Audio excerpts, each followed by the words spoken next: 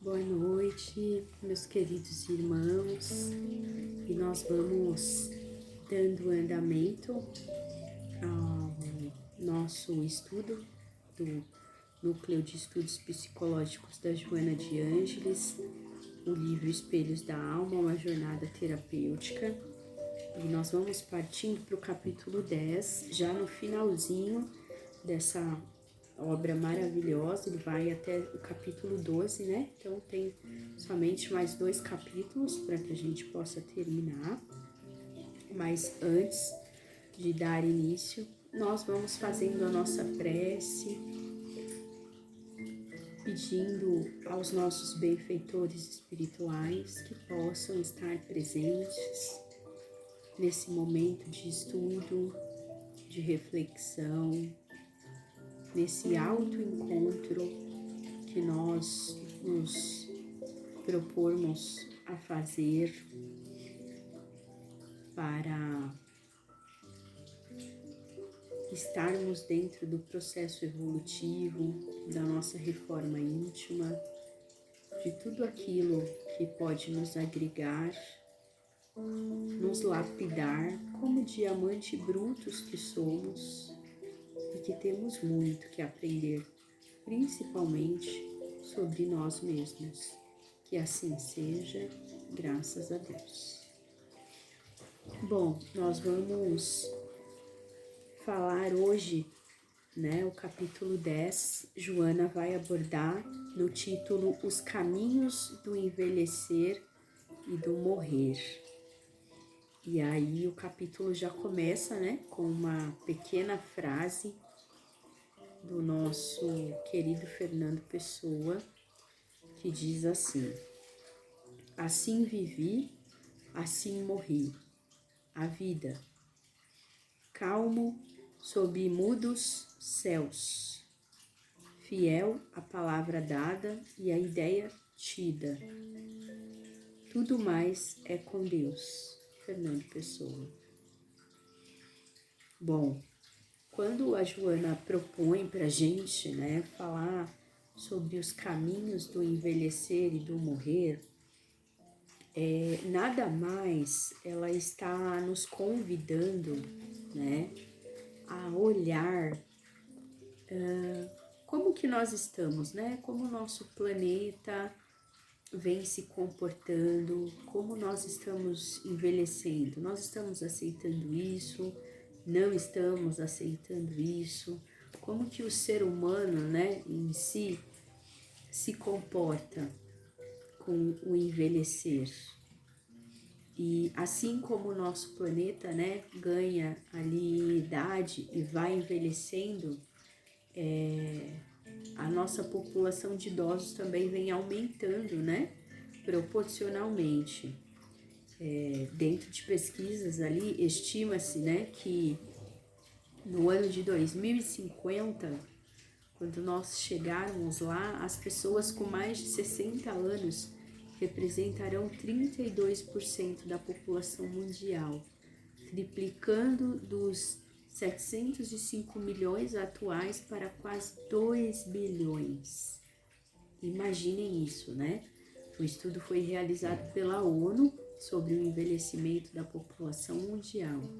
Então, a gente vai vendo, né, que de acordo com a pesquisa, no ano de 2050, a população idosa, né, será maior do que a de crianças pela primeira vez na história. E o Brasil, inclusive, né, segundo ali os dados do IBGE, conta com uma população de 13 milhões de habitantes com mais de 60 anos de idade. Então, a gente vai entendendo que a estimativa é que após ali, né, o ano de 2020 já foi ali, né, o país já foi se aproximando e vai se aproximando, né, cada vez mais, cada ano que passa, de 30 milhões de idosos, né, e pode ser considerado ali o sexto em população de idosos no mundo. Então, se a gente for pensar, envelhecer Então, nos parece um tema cada vez mais presente, né? Para todos nós. A questão é que vivemos num momento histórico, que é isso que eu queria abordar com vocês, principalmente, e a Joana traz aqui também na leitura, que é o avesso a essa ideia, né? Por quê? Porque nós temos uma sociedade que nutre, tanto por parte dos jovens como pelos adultos e idosos, né? Um anseio desesperado por se manter emocionalmente na adolescência, né? Corporalmente no vigor da juventude. E hoje em dia não envelhecemos, né? Vamos secando e nos plastificando a ponto de virarmos múmias ambulantes, que é onde a Joana coloca, né, entre aspas, morremos e nem nos damos conta disso. Então, vamos dizer que a Joana é enfática, né, em relação aos conceitos ortodoxos que demarcam o início da velhice, dizendo que esses estão totalmente ultrapassados, né? E diz mais, para ela a velhice se apresenta, né? Quando um indivíduo se considera inútil, quando experimenta o desprestígio da sociedade preconceituosa que elaborou conceitos de vida em padrões torpemente materialistas e hedonistas. Então, o que ela quer dizer com isso, né? Que nós vivemos um momento histórico em que temos horror de envelhecer, né? É indiscutível que vivemos numa sociedade de consumo, um tempo de cultuação da imagem, das aparências, né? Eu diria até que em outro momento, né, a velhice figurava como uma condição normal do ser humano. Mas hoje em dia, né, na pós-modernidade, essa condição parece um defeito, né? Vendo as nossas ruguinhas aparecerem, os cabelos brancos começarem a dar o ar da graça, né? Enfim, se por um lado a medicina moderna favoreceu a cura de certas doenças e os cuidados com o corpo geraram certas doenças, né? E os cuidados com o corpo geraram a possibilidade de uma vida mais longa, produtiva, por outro, geraram também uma não aceitação das limitações do próprio corpo e de suas características naturais, né? E aí a gente vai pensando como a gente fica refém do externo, né? Do estereótipo, daquilo que a gente quer encapar, né? Isso aqui é uma capa.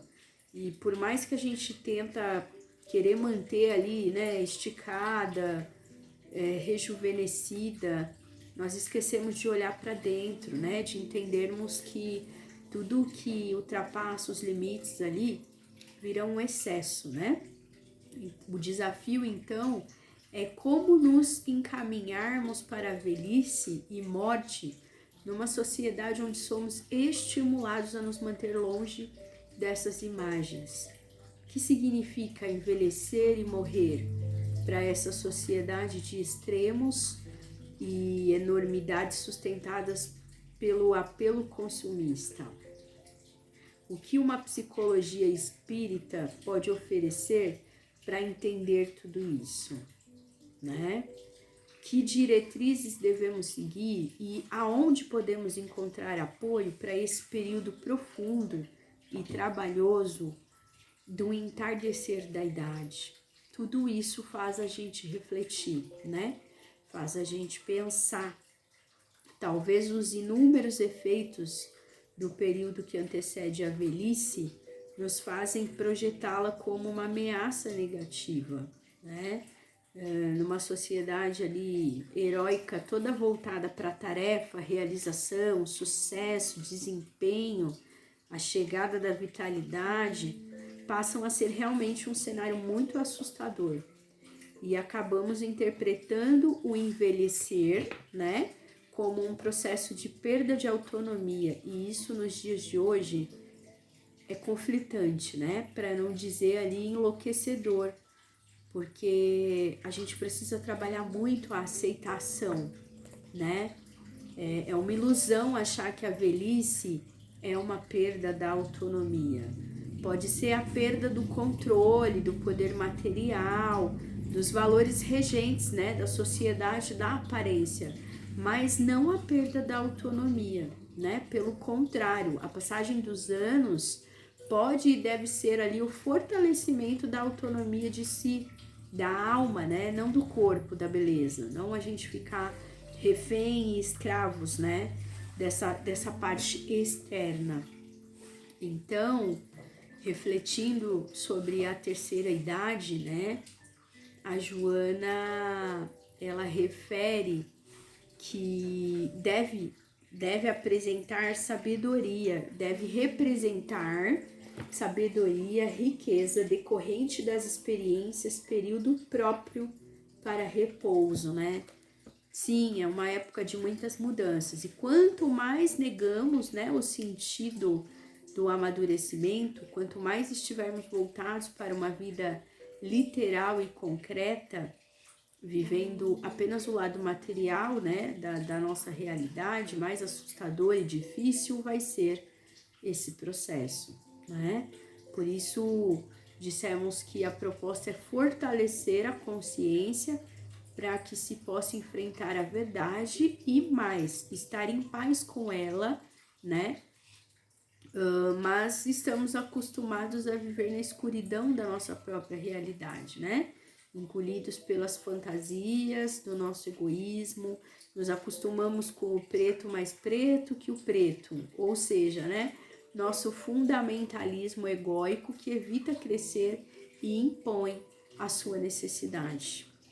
E aí, num outro sentido, a velhice pode ser mais fértil, construindo a realização de uma personalidade sólida, que não perde a sua autonomia e capacidade produtiva. Apenas muda-se o foco do que se busca e de como se expressa essa capacidade, né, de produtividade. Depende muito do lado ali, o ângulo, né, que a gente vai olhar.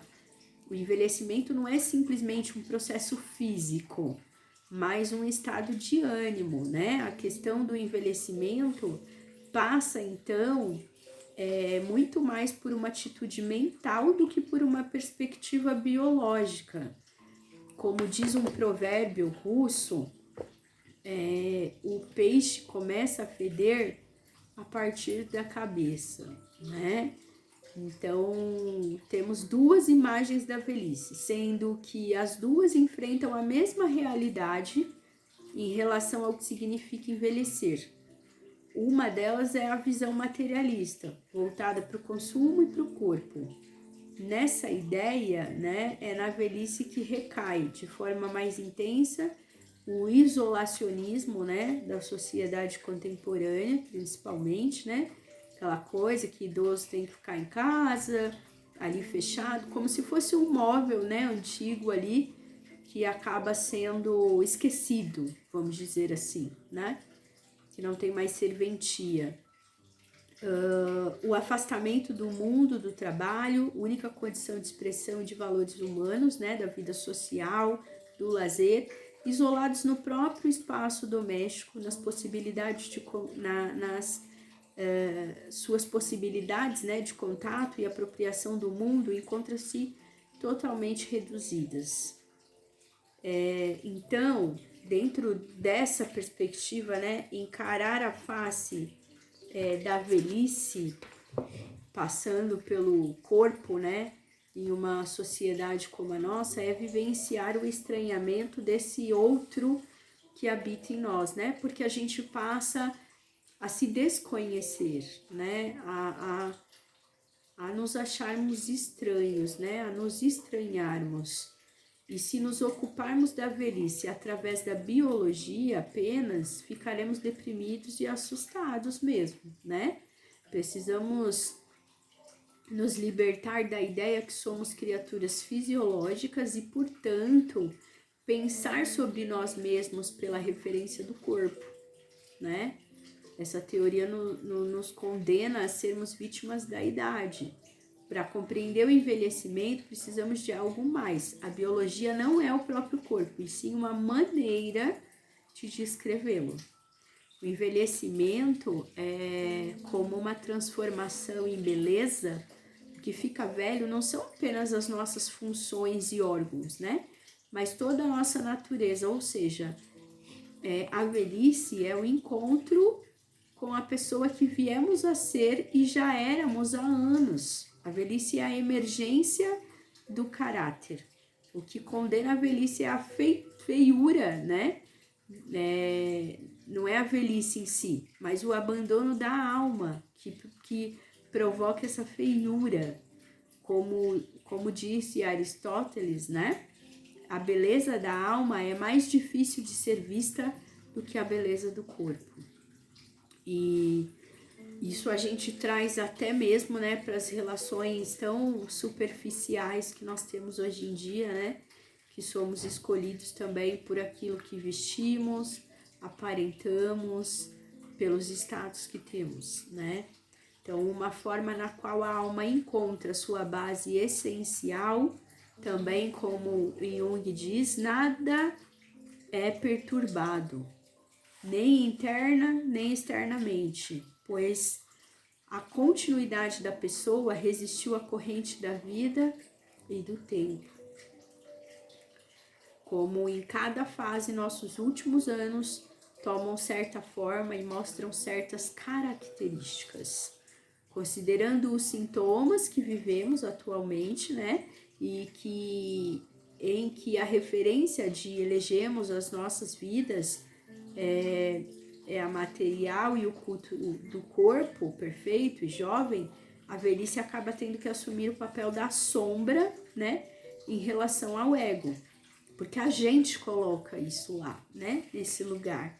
Quanto mais luz e valor no corpo, mais sombra e temor em relação à velhice. Um exemplo simples, com a idade, nosso ritmo toma um outro lugar e a relação sexual exige outra disponibilidade, né? Que é uma outra questão. Não só o desejo sexual vai mudando com a idade, como também a forma de estabelecer o contato físico. E aí a Joana coloca aqui pra gente, né, inclusive, que a preparação, né, para o ato sexual precisa de mais tempo e atenção, e se essa necessidade for mal compreendida, podemos interpretar literalmente como a necessidade de substituir um antigo amante por um mais jovem.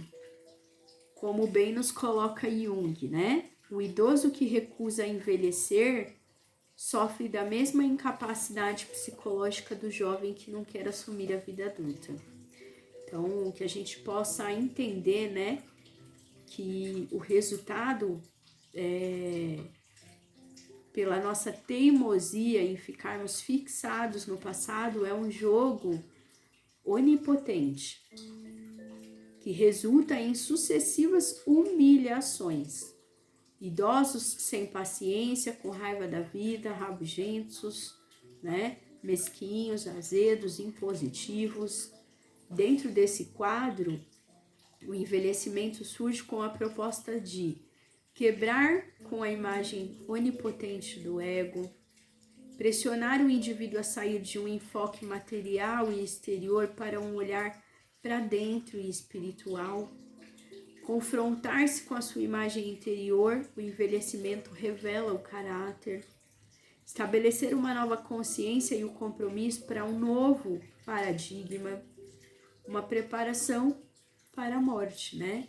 Então, se a gente for analisar cada proposta dessa que a Joana coloca pra gente, que são essas 5, quebrar com a imagem onipotente do ego, o que seria, né? Enfrentarmos 2 grandes dificuldades a partir do ego. Temos uma tendência de achar que o ego é o centro da psique e acabamos com isso, né, enxergando pouco e vendo o que queremos somente, né? Nossa percepção da realidade fica comprometida com a pequenez do nosso eu. Reagimos de forma ali onipotente como defesa diante da ameaça desse mundo tão frágil. Segundo, geralmente, nos identificamos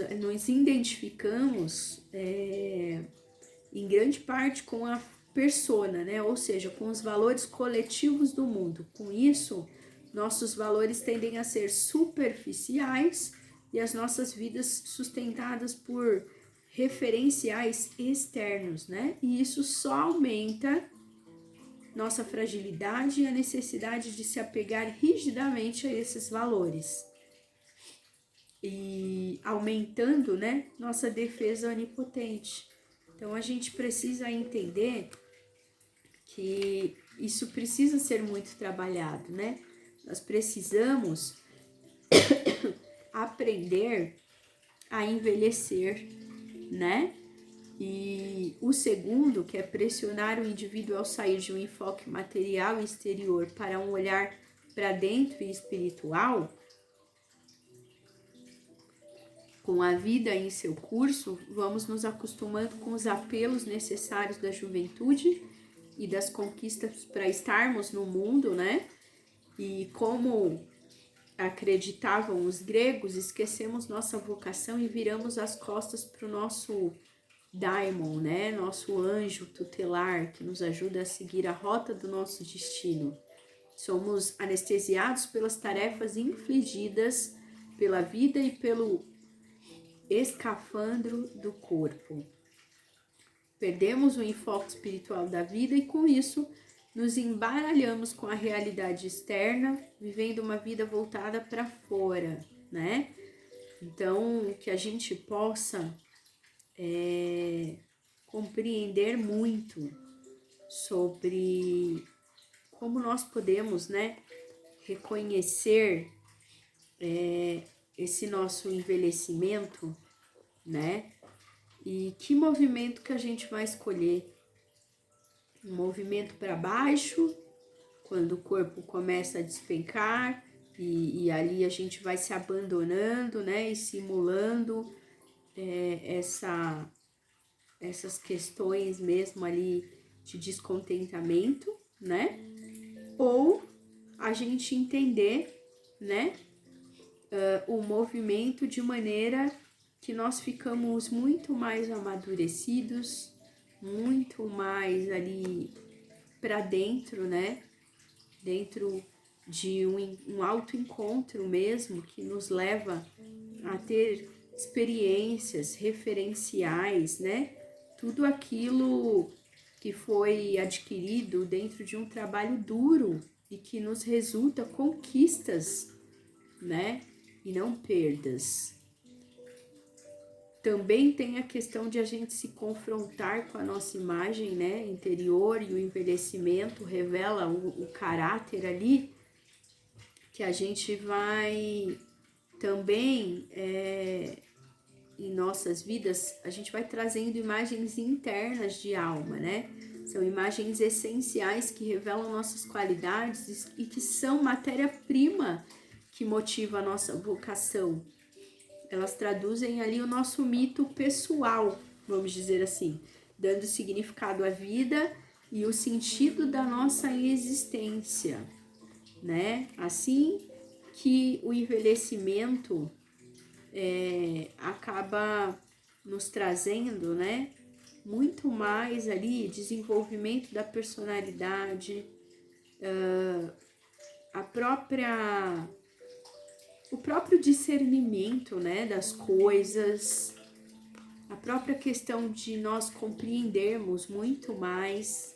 Então, que a gente possa, dentro dessas questões, né, estabelecer uma nova consciência e o compromisso para um novo paradigma, para que naturalmente toda essa experiência e as oportunidades que a velhice vai nos apresentando nos ajudem a chegar a uma nova consciência e ocupar um novo papel na sociedade, né, que promova esse novo paradigma. E aí nós vamos conseguindo, né, chegar ali no último ponto que a Joana nos coloca, que é a preparação, né? Uma preparação para a morte, que nada mais passa a ser, né? Quando então falamos dessa relação de velhice com a morte, não em uma função da finitude ali, né? Mas numa prerrogativa, né? De que os idosos, já que muitas flores ali não chegam a frutificar, né? A gente também vai olhando que a nossa perspectiva quer sair da referência do corpo, né? E podemos trocar a ideia de morrer por partir ou simplesmente deixar, em que o envelhecimento é uma preparação mais elaborada ali do fenecimento, né? Aqui a morte é encarada dinamicamente como um processo permanente do viver, pois em todas as fases encontramos momentos de morte e renascimento, como nos diz, né? Como no dizer poético do Mário Quintana, que eu gostaria de trazer para vocês, para a gente ir finalizando o estudo. Ele diz assim, né? Minha morte nasceu quando eu nasci, despertou, balbuciou, cresceu comigo. E dançamos de roda ao luar amigo, na pequenina rua em que vivi. Já não tem mais aquele jeito antigo de rir e que, ai de mim, também perdi. Mas ainda agora a estou sentindo aqui, grave e boa a escutar o que lhe digo. Tu és a minha doce prometida.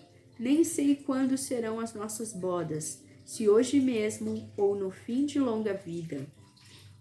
E as horas lá se vão, loucas ou tristes. Mas é tão bom, em meio às horas todas, pensar em ti, saber que tu existes. E dentro, né, desse poema, além disso, a morte aqui ocupa um lugar de destaque, né, do ponto filosófico. E vimos anteriormente que a morte é fundamental para que, já que permite, né, que a alma se distancie da matéria orgânica e na esfera essencial alcance o verdadeiro conhecimento, né? Só com essa libertação pode o homem atingir o saber em sua forma mais pura. Então, eu termino esse capítulo com essa fala e que vocês possam, né, refletir, que possamos ter a dimensão do poeta, né, sermos a rocha viva e experienciarmos a eternidade inteira, brindando com a cor do invisível, né? Que também é ali um trechinho do poema do Mário Quintana, que ele diz: porque o tempo é uma invenção da morte, não conhece a vida a verdadeira, em que basta um momento de poesia para nos dar a eternidade inteira. E é isso, meus amigos, que a gente possa saber lidar, aceitar, compreender, né, o ciclo da vida, o ciclo natural da vida, assim como a natureza segue o seu curso, né? E isso vai depender de como nós estamos conosco mesmo, de como nós estamos nos nutrindo, de como nós estamos lidando com as nossas questões internas, né? E é a partir daí que esse reconhecimento vai acontecer ou não, né? Então, é essa reflexão que eu deixo também do estudo de hoje para vocês. Um grande beijo no coração de todos e nós vamos partindo para a oração final e para as vibrações da noite. Fiquem com Deus. Gratidão.